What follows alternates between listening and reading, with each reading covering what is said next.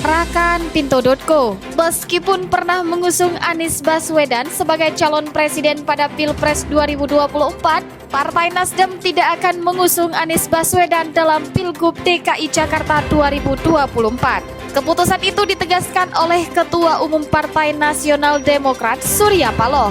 Surya Paloh meminta agar Anies Baswedan mencari momentum politik yang tepat di masa mendatang. Surya Paloh mengatakan keputusan Nasdem tidak mengusung Anies Baswedan pada Pilgub DKI Jakarta 2024 telah disampaikan kepada Anies Baswedan beberapa waktu lalu. Dengan bergabungnya Nasdem ke koalisi Kim Plus, dipastikannya Nasdem tidak akan mengusung Anies di Pilkada Jakarta. Hal ini tentu membuat peluang mantan gubernur Jakarta tersebut maju di Pilkada Jakarta 2024 sangat tipis.